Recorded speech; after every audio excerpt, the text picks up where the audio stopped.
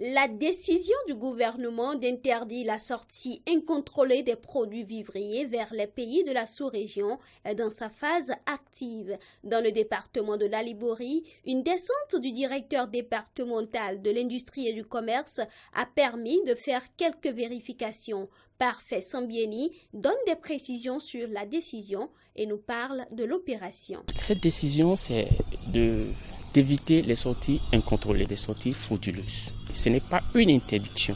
Il faut que l'opérateur économique qui il exerce dans des produits agricoles et il faut que ce dernier puisse disposer de sa carte de négociant de produits agricoles.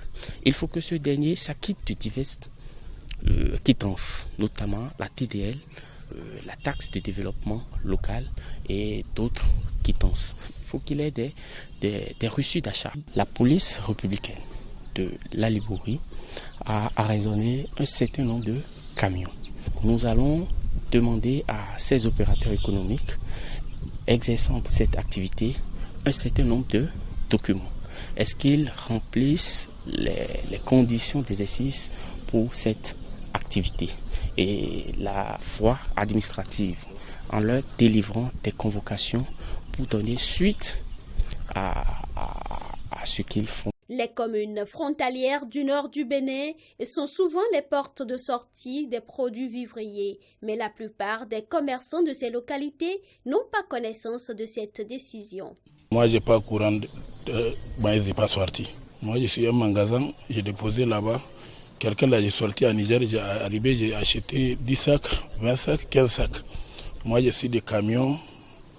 Dogombar là. Le maire de la commune de Malanville, Guidami Gado, conscient du bien fondé de la décision, dit veiller à son application stricte sur son territoire. J'ai le devoir donc de prendre les dispositions pour faire exécuter donc cette décision du Conseil des ministres en demandant d'abord à chaque commissaire d'être vigilant parce que ici la complexité c'est que nous avons donc un cours d'eau qui est le fleuve Niger, et que donc si les voies naturelles sont évitées par ces transporteurs-là, il n'est pas exclu qu'à travers donc des embarcations de fortune qu'ils arrivent à faire, traverser donc ces vivriers-là. Parce qu'il faut le dire que c'est une mesure salutaire du gouvernement.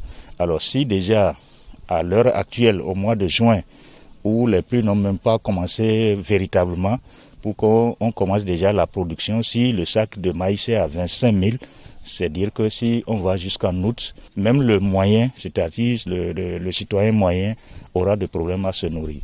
Alors donc c'est en ces termes-là donc que la décision du gouvernement est salutaire. Selon le préfet de la Liborie, Ahmed Bello Kissama, la complexité de la mise en œuvre de la décision réside dans le fait que parmi les transporteurs impliqués dans l'exportation de ces produits, il y a des étrangers. Parmi les gens qui ont été épinglés, il y a des voisins de la sous-région et qui ne maîtrisent pas bien notre législation.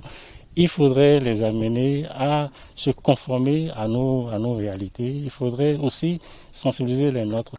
Au nombre des produits arraisonnés lors de cette descente, il y a du maïs, du sorgho et de la poudre de néré.